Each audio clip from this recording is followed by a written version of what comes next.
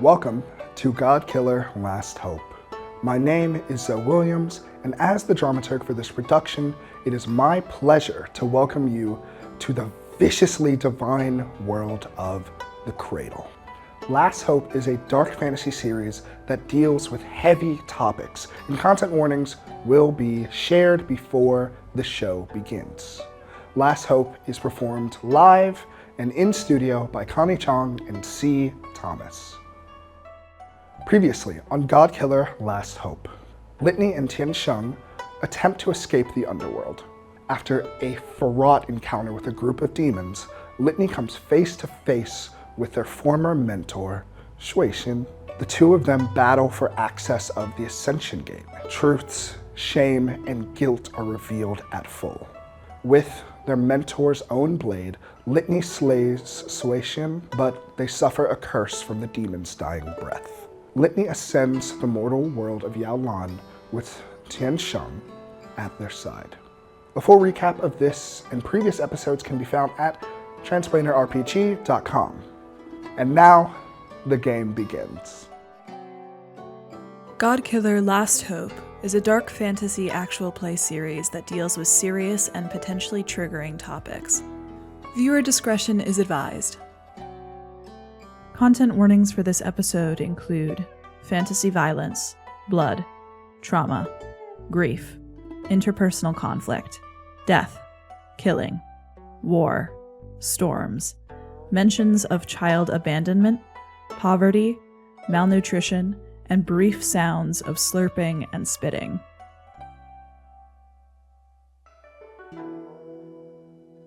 Litany. The first thing you notice about Yaoan is the color.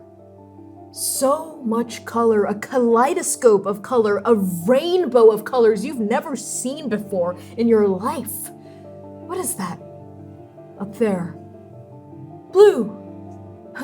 Blue like the blood spurting from your mentor's soul. Blue like cerulean, like water.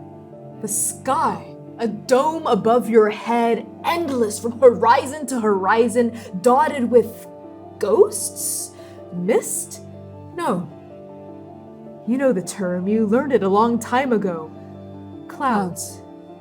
Fluffy white clouds moving lazily, gratuitously across the dome above your head, and then on the ground by your feet.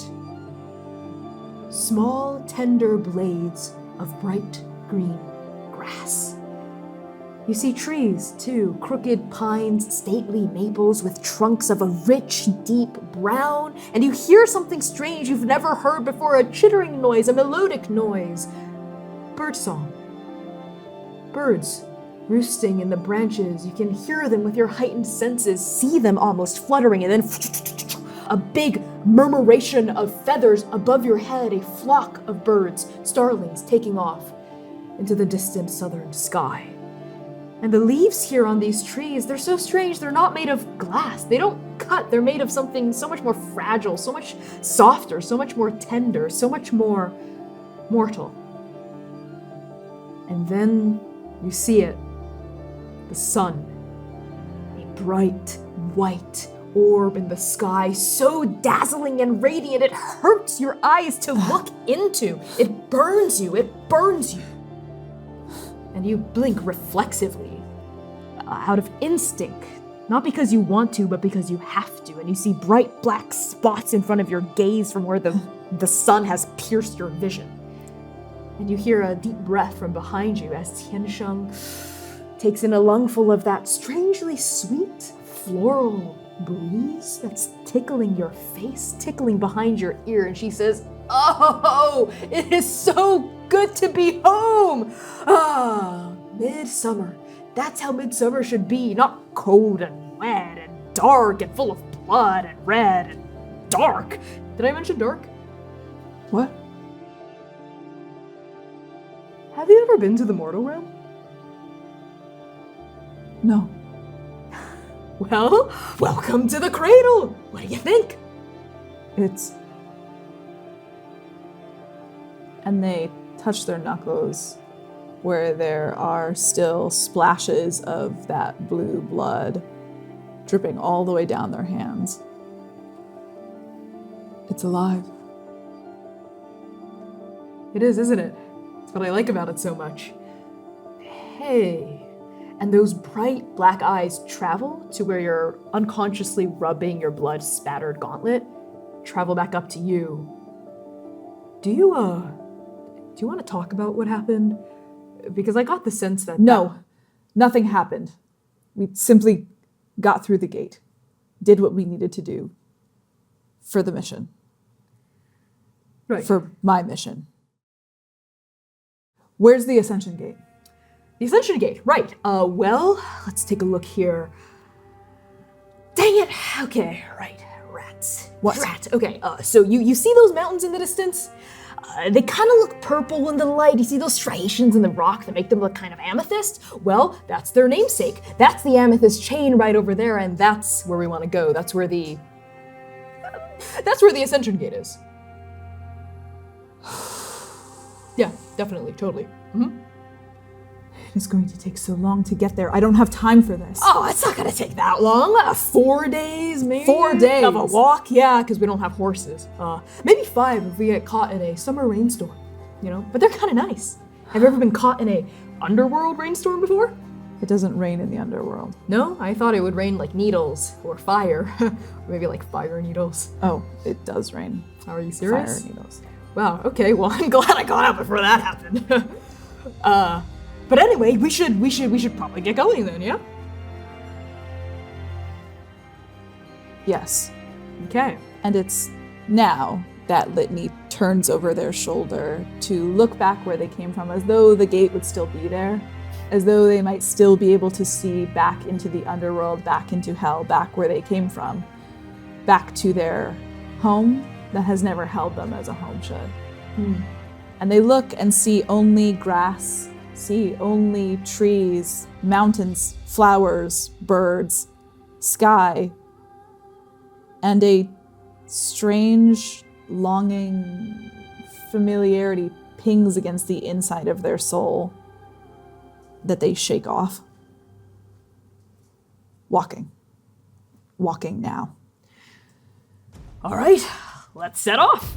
And Tiansheng hops up onto their feet, and you realize that you're on the top of a grassy knoll, this hill that kind of rolls down, and at the bottom, Tiansheng strays forward and says, as you can see down there, that's called a river, like an actual real river, you know, not a canal of blood and despair and misery and violence and pain, but, you know, full of water.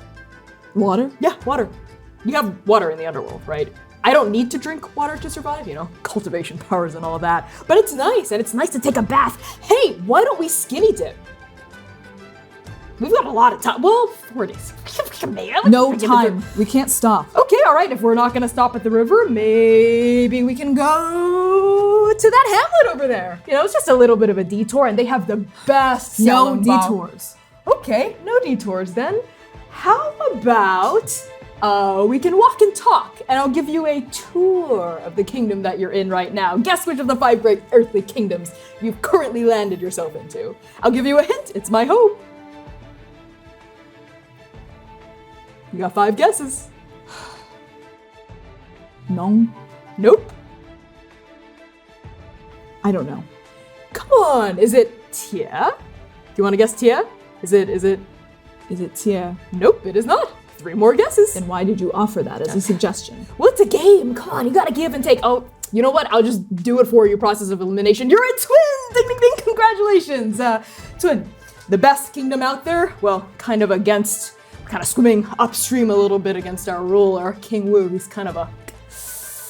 And you see her bite back something about the ruler, something about King Wu that's interesting. She seems to assess your comfort level here and says, he's a traditionalist, let's say. You know, the other kingdoms are really good at adapting to the changes. You know, ever since the shattering broke the world apart, the gods haven't been able to hear us directly. They have to hear us through tides of xiaolongbao. Are you sure we can't go? 100%? No. Okay, tides of fish from the Silver River? No. All right, tides of this flower right here. They probably wouldn't like that too much, but you never know. God's whims are constantly changing, and so we must adapt to those changes. But King Wu does not adapt. No siree, he does not adapt. That's the one thing he's real bad at. You know, we've actually been tithing to the same patron god for the past 11 years, while every other kingdom, every other ruler has varied the kinds of tithes, the kinds of gods they give to. Because change is natural. Change is what keeps us alive. Change is what keeps things interesting. Change is what I live for. That and helping people, I guess.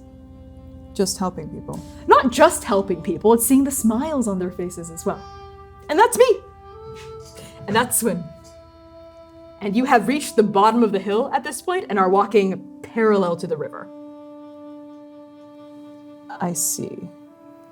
And Litany walks, carrying the knowledge of Swin somewhere deep and far behind them. Still in their mind, still alongside of them, but not in the forefront. The only thing in the forefront is a flash of Suisin's face, and then the flower again. And then beyond it, we're walking toward that, the mountains. Yes, we're walking toward the Amethyst Chain. You know, that's actually where I grew up. Yeah. I was abandoned as a baby, presumably left to die. I think. But, you know, happy ending. I was raised by a bunch of monkeys. That's a happy ending. Yeah, I mean, they were great, you know. I didn't have to wear clothes until, well, I guess I learned what shame was, you know, ran into my first human, but it wasn't so bad, you know. The first mortals I ran into actually were from this little place called Mudan village. It's gone now. But, you know, we've been rebuilding. I was their protector for a really long time. I still am, I suppose. But I've always felt more comfortable in the wild than around people. You know, monkeys, they just get me. You know what I mean? Do you have an animal that just gets you? Litany has never chosen a favorite animal, a favorite color, a favorite food, a favorite pastime. Those frivolous activities are not something that they've ever had access to, even. Their favorite thing to do is kill. Their favorite thing to do is kill gods. Their favorite thing to say is, yes, mother, I will. But thinking about it, the question presents itself, and the walking won't go by any faster if they're silent. So the answer just comes out of them, almost cracked open by that stain of blue on their knuckles that they're still absently rubbing against. The Daosho. Daosho. I've heard of those before. Man-faced tigers, yeah? Fearsome beasts, they eat the flesh of mortals to survive. That's your favorite animal? Yes. You know what? Respect. They're pretty cool. I've wrestled a few in my life. Where is the Ascension Gate? It's in the Amethyst Chain, yeah, where I'm taking you, like I said. And there's something a little different in her demeanor when she says, yeah, it's in the Amethyst Chain. Would you like to feel someone or something out? I certainly would, Connie. Okay, so when you try to feel out a person, place, or thing, say what you want clarity about and answer one of the following two questions. The GM will give you the clarity you seek as I answer the other. So the two questions you can choose from are, what feels welcoming on the surface, and what feels dark or unnerving when I peer deeper?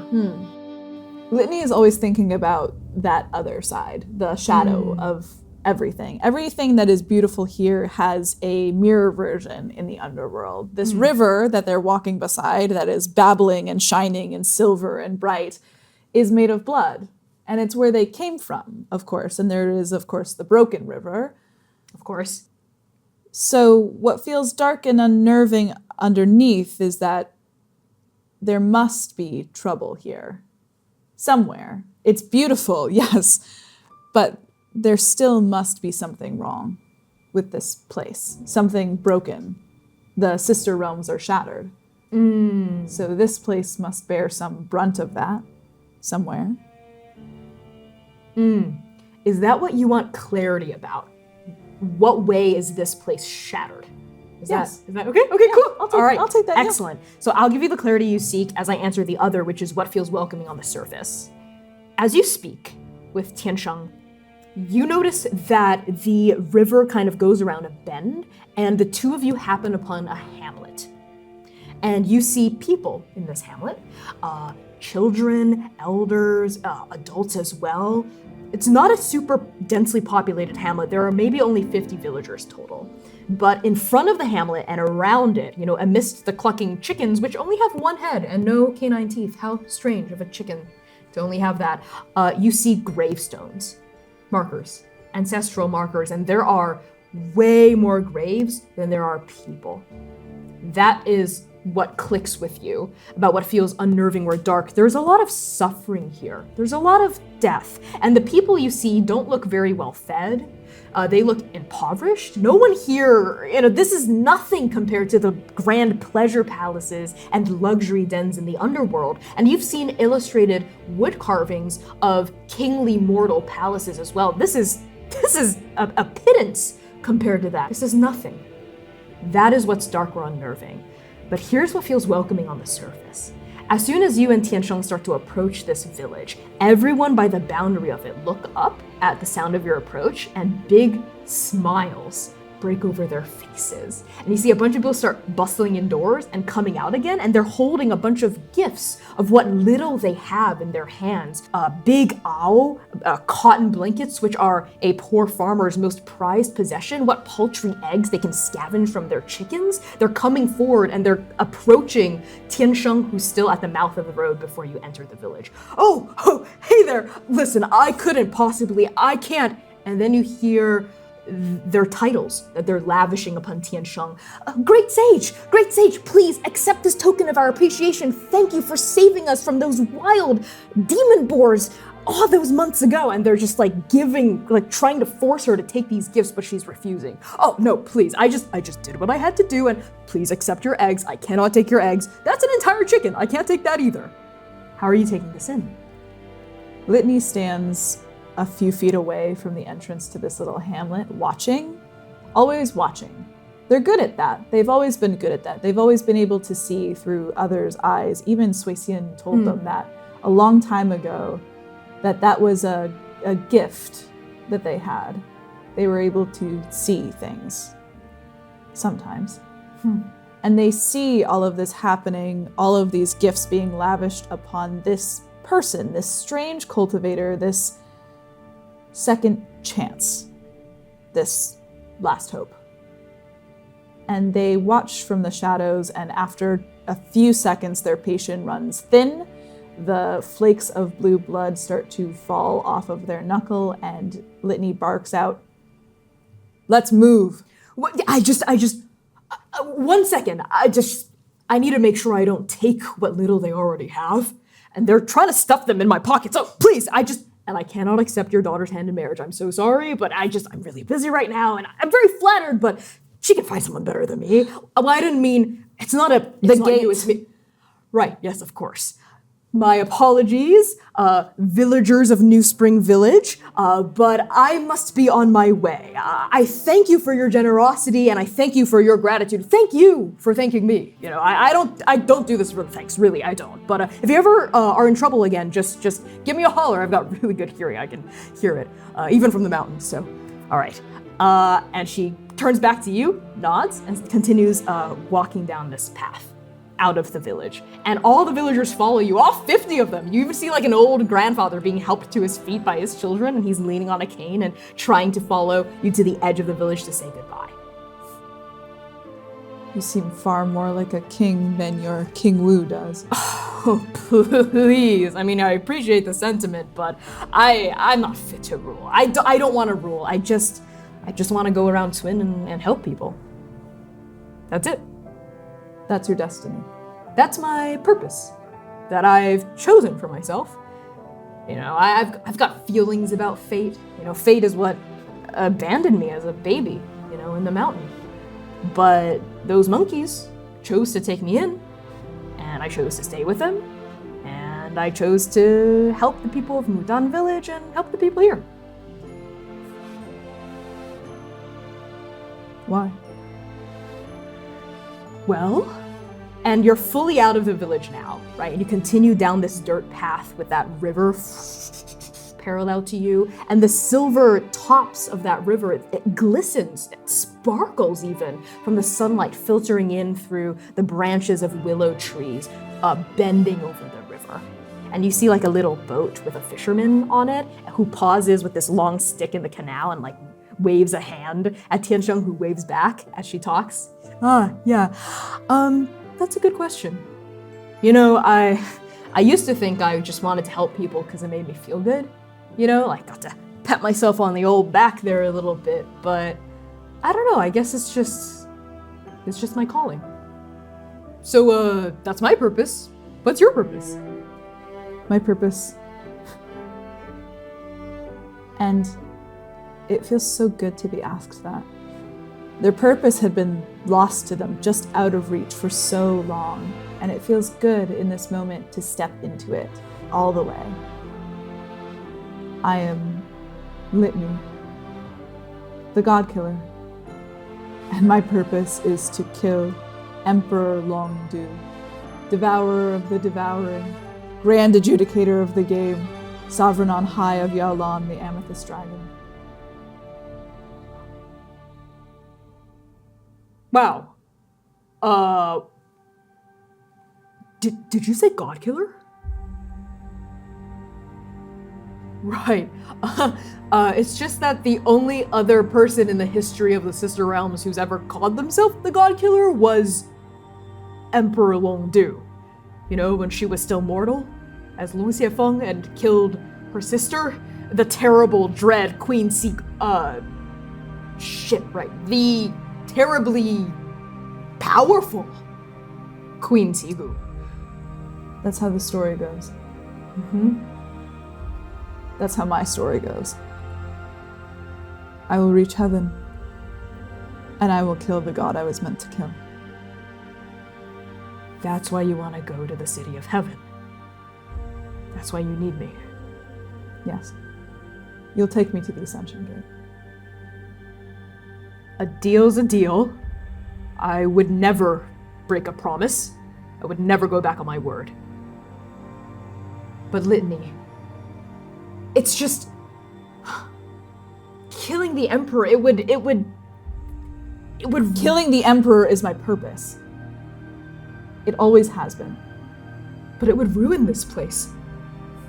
It would destroy these lands, these people. Remember at the hamlet, those people? They would be devastated. They already look devastated. You're serious? You're actually serious? Wow. Right. Well, if you... You know what? Never mind. And there's something in her face that's so close to that soft empathy you saw from her earlier back in the underworld, so close to that broken open, not weakness, but a kind of mortalness on her expression after you killed Sui Xian. And you see it here again on her face, an emotion you can't place, an emotion you've never been shown. Right. Okay, let's keep walking then. Yes. Let's walk. And you walk. You walk until nightfall. And Tiansheng convinces you to make camp, talking about how she'd spent 3 weeks not sleeping in the underworld, how it's best to stay sharp, and she just refuses to keep moving, insists that she's your guide, you need her. She lays down onto the ground, puts together some sticks, lights a fire, goes to bed. And the night passes in a way that you've never experienced before, because you've never experienced the turning of night to day, day to night. And you see above your head, as night falls, a familiar darkness blanketing the horizon, but it's not a crimson hazy light that illuminates the tops of trees, but little perforations in the sky. Stars. A star. And you think of that broken open wound in Sui Xian's armor, the star, the weakness, the guilt. And there are infinite stars in the night sky, infinite memories of Sui Xian, infinite replays of their final words ringing in your head. Thou shalt not know peace. Litany doesn't sleep. It almost comes. Everything about this place is so heavy. It's so hot here. It's warm like they've never experienced. But that peace never reaches them. Every time they feel their mentor's body thud against their hand, holding onto that sword, and they jolt back awake. And so they just go back to laying on the ground, looking at those perforations, those stars, reciting to themselves their 3 tenets. Show no mercy, know no pain, kill or be killed. They did what was right. Right? I guess we'll have to find out. And you watch as the darkness brightens, gains an underglow, a strange radiance to its temerity. And you watch as midnight turns to dawn, and you see the rosy fingers of the sun peek over the horizon until that brilliant ball of light rises up, and casts the entire horizon in a brilliant, bright red, and then orange, and then yellow, and then blue. Light, the blue sky returns, bright morning light, dulled only by the passage of clouds over its face. And it's hot. It gets hot again. It was hot at night, it's even hotter during the day. Definitely not like the underworld. Can't believe this happens every time. And Tiansheng wakes up, seems to have very much rejuvenated herself, seems even more exuberant, if that's possible, in the morning. She kind of springs up to her feet, stretches out her tail, stretches out her arms, cracks her neck. That was nice, much needed rest. Thanks for keeping guard and keeping watch all night. Kinda a little worried that you might have slit my throat in the middle of the night there, but that wouldn't have made sense, because you need me to get you to the amethyst chain and all that. That was a joke. I didn't actually think you would cut my throat. You should be wary. Yeah? Always. Did the thought cross your mind? I was busy thinking about more important things. Oh yeah? Like what? Getting to the Ascension Gate. Right, of course. You've got such a one-track mind. I think that's a great boon, but also sometimes you gotta stop and smell the flowers. And she plucks out that flower that she'd given you the previous day. What had you done with it? I put it on the ground. I put it on the ground and kept walking? Yeah, but now she does a kind of magician's trick and shows the flower again. What color are the petals? Red. Red. Bright red. A beautiful red flower. Smell the flowers, right? Get it? Stop and smell the flowers, and then I did the flower. I noticed you dropped it, but I figured you might like it.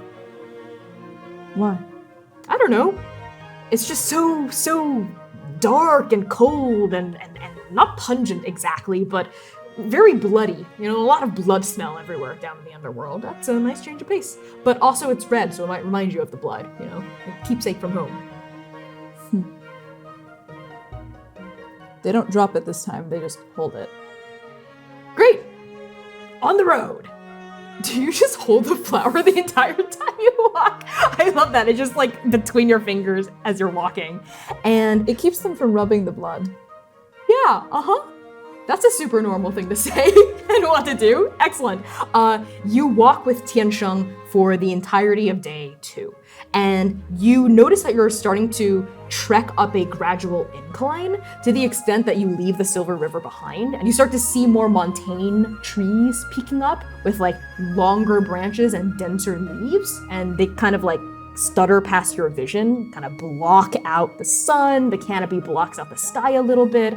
And then you reach into a clearing kind of at the top of a hill, maybe 5, 6, 7 hours into your morning trek, and at the top of this hill, at the bottom of the valley, you see a contingent of soldiers. They have to be at least 500 strong, just kind of marching parallel to the river with horses armed to the teeth, even wagons full of supplies and grain. They just seem to be marching in one direction. And as soon as you see those soldiers, Tiansheng holds out a hand actually in front of you. We should probably wait until they're done walking, because they're gonna have to intersect where we go, and we should just let them pass. What is that? Oh, that's just like one of King Wu's many marching armies. And I would love to just not get in their way, let them do their thing. Where are they going? Well, they're not actually going anywhere. They're looking for something. Some groups of ones. A group of people. They're looking for a group of people. Who? And Tiansheng makes a kind of high-pitched noise in the back of her mouth that she's never made in front of you before. Well, and then you hear a hail coming from the other side of the hill as you see a group of travelers cresting it, and their leader has a big walking stick in their left hand, a pack on their back, and a kind of furred skirt covering their trousers. Seems like where they came from, they must have been traveling a long way, because where they came from seems to have been a rather cold climb. They give a big, happy, friendly wave toward you and Tiansheng. Hail! We'll talk about this later, okay? More mortals. And as they start to approach you and your two groups start to pass each other, this person with the walking stick pauses, looks at Tiansheng, and seems to recognize her face. If not directly as a person, they don't seem like personally familiar. At least seems like maybe she's heard of Tiansheng's description. And says, as she slows down carefully toward Tiansheng, "What news on the winds?" And that makes Tiansheng just stop. Like wholesale stop. Would you like to feel something for someone out? Yes, I would like to feel Okay. What do you want clarity about? What the hell is happening right now? Okay. You don't have to roll for this actually, because it's a mortal move. So what feels welcoming on the surface, or what feels dark or unnerving when I peer deeper? Which one would you like to answer? I would like to answer the first, what Okay. feels welcoming on the surface, which is Tiansheng as a person is unlike anyone Litany has ever met before, and is honestly kind of a bad liar. Yeah, you're not wrong. You're not wrong. And that conversation they had the previous day about purpose, that's something that rings in Litany's soul. Her purpose is helping people in a way that I think is an undeniable truth. And so that feels welcoming. Whatever this is part of that purpose. Yeah, absolutely. I'll give you the clarity you seek about the dynamics of this interaction here. And I'll also answer what feels dark or unnerving when you peer deeper. Tiansheng pauses, turns, and regards this person in a new way, and says, "I've been absent from the wind's call these past 3 weeks, but I hope to know more very soon." And this person inclines their head with a knowing look, even though what they're saying is absolute fucking nonsense to you, and says, very well then. Hope is ringing from every peak. Indeed, hope is ringing from every peak. You be on your way. And you.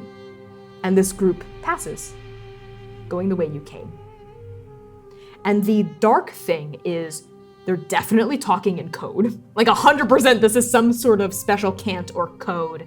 And whatever they're actually talking about must be extremely dangerous, especially for a cultivator of Tiansheng's strength, a mortal who survived multiple direct full power punches from you to the gut, for her to be hiding. So whatever this is, whatever thing she's caught in, is dangerous. Litany looks at the army down in the valley below and looks at Tiansheng's back as she's walking in front of them. We got a lot of ground to cover. And we best beat that army. Yeah. Wait, beat? And Litany starts taking off, I think, in a run. Well, okay. And Tiansheng like quickly, easily catches up with you and keeps stride. And I'm not even gonna make you roll for it or anything like that. I think 2 people moving quickly, given your physical aptitude, are able to beat this rather slowly marching army to the crossing and like make it across the river before they kind of like would intersect with your path. And you continue walking. And sure enough, that night, Tiansheng once again insists on making camp. She does the whole ritual of gathering up the sticks. Every time. Yes, every time. It's good for your body, heart, and soul. I just couldn't fall asleep in the underworld. Too many wailing, screaming ghosts and the smell of blood and all that. But here's great. All you can hear are crickets. And you hear the crickets. And the occasional rustling of the leaves. And you hear the occasional rustling of the leaves. And perhaps a barren heat. What? Ah, never mind. I guess it's not quite that season yet. All right, come on, help me pick up some sticks. And Litany tentatively reaches down and picks up a stick. Just a single stick. Together, you and Tiansheng build a fire. And she has like this, not a matchbox, but she just kind of picks up a rock and another rock, and that's how she's just, not even flint, just 2 rocks, and she's smashing them together so hard that it just produces a spark, boom, and then a flame leaps up, just like it did last night. It wicks up almost like a ghost trying to escape its mortal form. You watch the shadows dance across the leaf-strewn floor, and you watch the darkness gradually lift up into light. And now we enter the 4th day. And unfortunately, on the 4th day, that is when you and Tiansheng find yourselves caught in the midst of a summer downpour. You are like less than a day away from the Amethyst Chain. The mountains are huge on the horizon in front of you, and the rain is even bigger. You can't see more than 5 bu in front of you from just how sudden this torrent is. Pattering down through the trees, making the soil around your feet muddy up and kind of suck against your shoes. Ugh, okay, you know what? I think we're gonna need to find some shelter here. This is just a lot, and boom! A huge peal of thunder and a crack of lightning very close to where you are. Have you ever experienced that before? Loud noises? Yes. Thunder and rain? No. Yes, so the rain was even one thing. It's suddenly very wet, and the thunder sounded like a war drum or the growling of a monster, and then a flash of bright, brilliant, divine-seeming light. And upon seeing your shock, she explains very quickly, "Oh, that's just some thunder and lightning. It can't hurt us unless it's very close." And then another peal of thunder, another flash of lightning, and you hear somewhere very close to you a tree fall. Close. Okay, you know what? Let's try to rush, and we're gonna have to take a break, I think. Yes, okay. There, I think I see an old temple. Come on, follow me. And she leads you through the muddy mountain forest to, sure enough, an old temple built on a slope. The slope is so intense that the temple itself is on stilts, made of wood. And there's kind of like a little porch on the outside. You can hear the pattering of rain on the wooden slats, and Tiansheng hops up onto the porch, turns as if to offer you a hand. Litany already has 2 arms up and is pulling himself up into the temple. Excellent. The 2 of you surface into this temple, and you see a small, humble, but well-kept abode, despite how old it is, despite how the wood seems to be peeling almost, and shining and glowing in the rain. And now, oof, you're finally out of the downpour. Oof. Better than a winter rain, I'll tell you that. But it's got that humid smell. Let's see. This world is so alive. I know, isn't it awesome? It's brilliant, isn't it? Alright, let's see what this is a temple to. She kind of squints through her rain-bleary eyes, and you make out wooden ribs holding up a steepled roof and wooden pillars. Compared to the Hall of Stolen Chants, this is nothing. This is a tiny little shrine, barely large enough to hold the 2 of you. And at the back of it, there's an altar and a statue upon that altar of the god that this temple is dedicated to. You see a carving of a deity with short, wavy hair painted a kind of dark green. And they're wearing robes of a similar dark green, as well as eyes. That's what really stands out to you. the eyes of this god. They've been daubed with loving perfection by mortal hands. A scintillating, bright orange. It almost makes the statue look alive. And at its feet, you see a depiction of a goose. Not a two-headed goose, which is odd to you. All geese have two heads in the underworld. A single-headed goose. And there are some small offerings left on this shrine, mostly clementines and oranges. Can I recognize a god? You absolutely can! So when you want to recognize the signs or influence of a god of the cradle, roll 2d6 and add one for each true statement. You're in or near their domain. You are, actually. You're familiar with their gospel. No. I don't think you are, no. It'd be bad if you didn't know. No. No, it wouldn't be. That's a +1. 5 to a 6, that's a miss. Okay, on a miss, the GM will tell you only the most common legends about them. Nothing more. You look at this god, and something about the silhouette and the goose, that's what really sells it. It pings a history lesson in your mind. Even though you were brought up in the underworld, you know enough about the City of Heaven. You had to study it. It was to be your final battle place, your site of victory. So you know all the major players of the city. This god is one of them.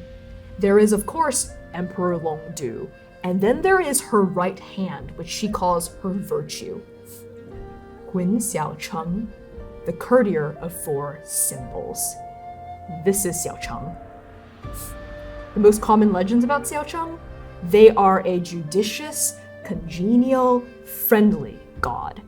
As the emperor's virtue, along with the emperor's 4 symbols, which are the 4 most powerful gods in heaven, they are not allowed to accept tithes in return for favors from mortals, because as a bearer of a heavenly river seal, their intervention would be much too powerful. They're like too strong of a god, basically. It would tip the scales way too much. It'd be too close to what it was like during the devouring.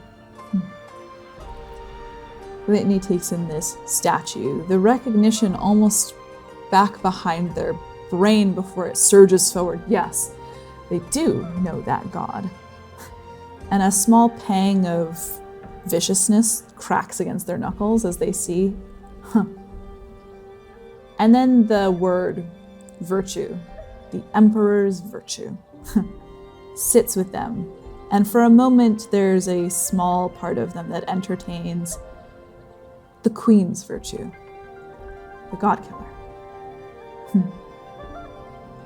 Before I think they turn their back on the statue to face the rain outside, a god of its own, really.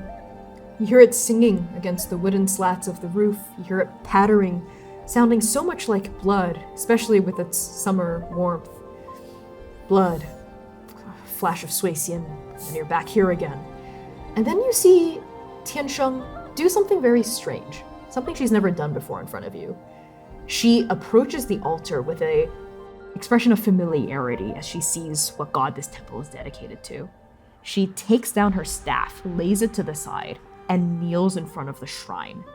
She inclines her head, and she starts murmuring. A prayer. Would you like to listen in? They try not to, but they can't help it. They hear everything. They see everything.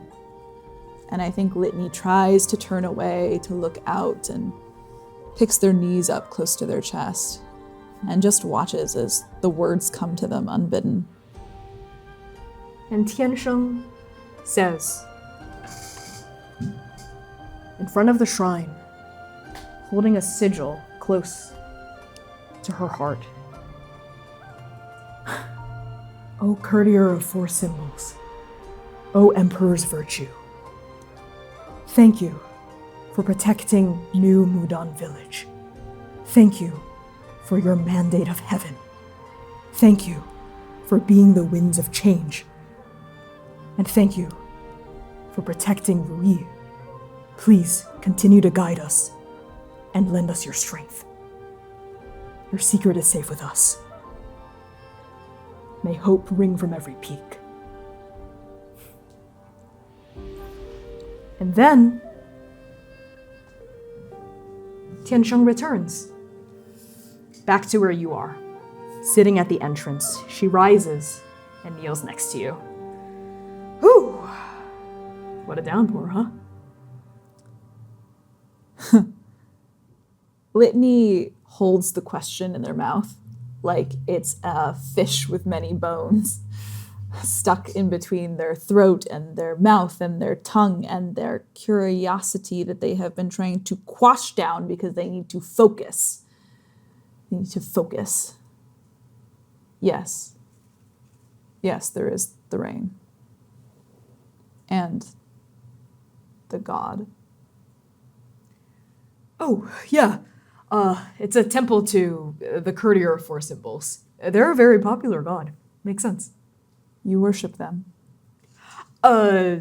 Yeah, I do. I worship Tianli, of course, the patron god of Twin. But I don't think it hurts anyone to worship the virtue of the emperor. You said your king disallowed it. He does. It is technically, legally, literally, physically, in every way, shape, and form forbidden. But, you know, do you see King Wu here? No. I don't see anyone here. Hey, you know what? I know what it feels like to lose someone. Lose something you care about. And feel like it's your fault. What do you mean? Just saying. And if you ever want to talk about anything, I'm not thinking of anything specific in particular, but just anything. I'm a pretty good listener when I'm not blabbing my big mouth off. You talk more than you listen. Well, you're not very talkative. You know, it takes two people to keep up a conversation. You could work on your discussion skills. My discussion skills are fine. Oh yeah? Well, then prove me wrong. Godkiller. What do I say? Anything. You can ask me a question about myself, or you can share something about yourself. You can remark on the weather, or an aspect of this temple. It's raining. That it is. It's coming down hard, huh? But it'll be good for the plants. What is New Mudan village? It's where we're headed. The Ascension Gate. Yeah. Yeah, totally. You said that was where you were from. I was from Mudan village. They took me in, I was their protector, but there was a fire and I wasn't there and there were soldiers and... You failed. But when Litany says it, it's not with judgment. It's with recognition, like recognizing like. Something harmonizing. Yeah. I failed. So, I know what it feels like to lose someone, something, and have it all be your fault. Then I suppose Tiansheng, that perhaps we are not so different. Use my name. You didn't just call me Cultivator. Enough, Cultivator. Oh, dang it.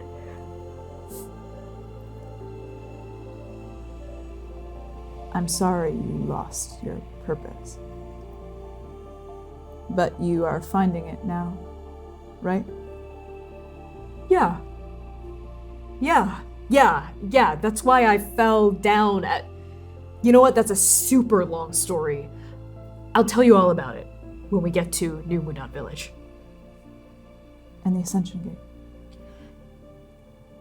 And for a slight paroxysm of time, guilt flashes across Tiansheng's face when you ask about the Ascension Gate. Up until then, it had just been kind of dodginess, but now it's genuine, actual guilt. Yeah. And when we get to the Ascension Gate. How long will it rain for? Oh, gods above and demons below. I would say, at this rate, yep, that's long rain. We're in it for the long haul. It's gonna be here all night.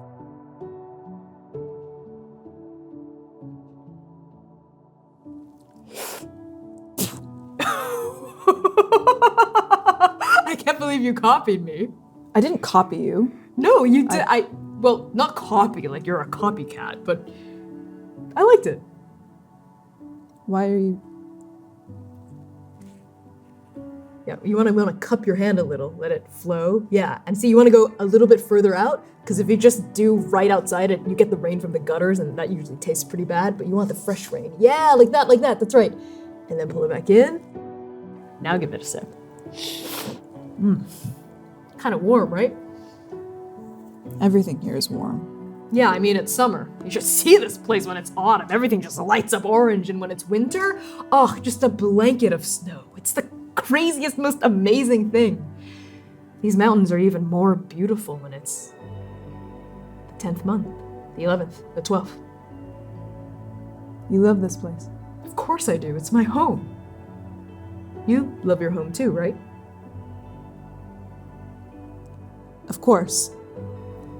And the lie chokes them.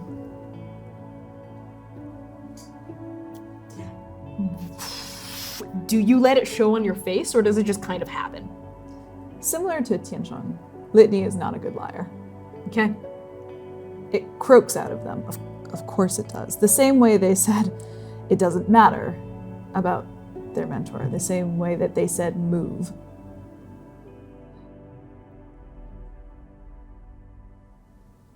Of course. It's where I belong. Right. Like how I belong in the mountains. Beautiful mountains. All right, well, it's going to be raining for the entire night. We might as well set up camp here. You cool with that? For the first time, instead of trying to argue with you, Litany just nods. Great. Okay. And then bright and early, we'll be on our way to your Ascension Gate and to New Mudan village. Try to get some shut-eye this time.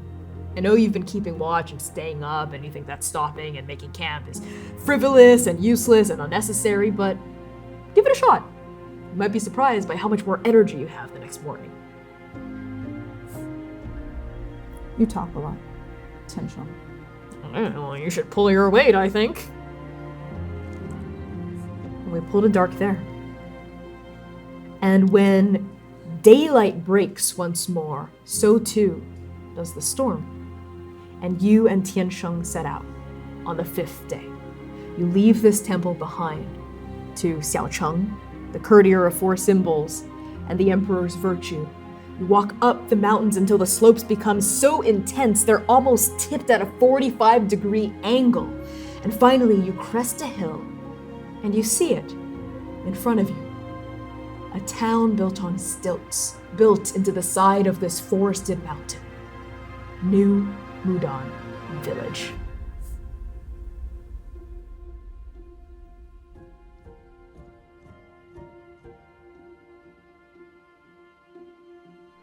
Thank you so much for tuning in to Godkiller Last Hope. If you've been enjoying this series, please consider joining Transplanter's Patreon at patreon.com/transplanterrpg. It's the best way to support us for as little as $3 a month, so we can continue bringing great performances like this one. If you can't spare the funds, please consider leaving a positive review or comment, posting about us on social media, or sharing the show with a friend that you think will enjoy us. Thanks to the support of our audience, we are continually able to do this awesome work. And you can purchase the Ashcan of Godkiller RPG on itch.io by CONNIE CHANG. The games for release will be published through Evil Hat Productions in 2025. And as always, our sponsors for this series are Frivolous Bear Studios and Hero Forge. Thank you for helping us create these powerful stories. And with that, our game comes to a close for now.